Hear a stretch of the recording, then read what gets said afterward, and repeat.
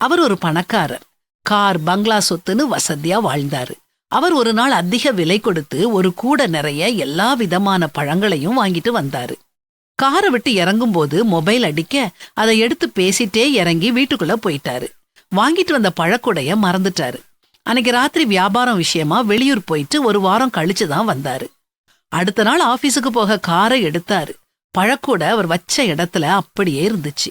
எல்லா பழங்களும் அழுக ஆரம்பிச்சிட்டுது. அவ்வளவு பணத்தை கொடுத்து வாங்கின பழங்களை தூர போட அவருக்கு மனசு இல்ல. தோட்டத்துல தோட்டக்காரன் மண்ணை வெட்டிக்கிட்டு இருந்தான். அவனை கூப்பிட்டு, இந்தாப்பா, இதை எடுத்துக்கோ, இது ரொம்ப விலை உயர்ந்தது, எல்லாமே உனக்கு தான், வீட்டுக்கு எடுத்துட்டு போய் சாப்பிடுன்னு ரொம்ப தாராள மனசோட கொடுத்தாரு.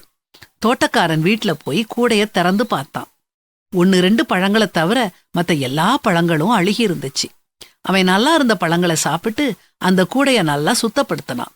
அத அழகான நறுமணமுள்ள மலர்களால நிரப்புனான். எஜமானர்கிட்ட கொடுத்தான். பணக்காரர் இதை எதிர்பார்க்கல.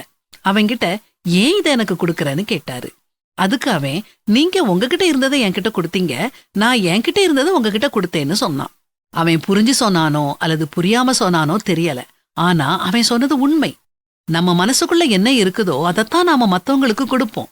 நம்ம மனசுக்குள்ள பொறாமை, வன்மம், பகை இருந்துச்சுன்னா அதுதான் வெளிவரும். அன்பு, கருணை, இரக்கம் இருந்துச்சுன்னா அது நம்ம பேச்சிலும் செயலிலும் வெளிப்படும். அடுத்தவங்களுக்கு கொடுக்கறதுக்கு பணம் இருக்கணும்னு அவசியம் இல்ல. நல்ல மனசு இருந்தா போதும். ஒருத்தன் பணக்காரனா இல்லையாங்கிறத அவன் மனசுதான் நிர்ணயிக்குது. நீங்க உதவி செய்வீங்களா? அப்படின்னா நீங்க பணக்காரங்க. பரிசுத்த வேதம் சொல்றத கேளுங்க. தரித்திரனை ஒடுக்குகிறவன் அவனை உண்டாக்கினவரை நிந்திக்கிறான். தரித்திரனுக்கு தயை செய்கிறவனோ அவரை கனம் பண்ணுகிறான்.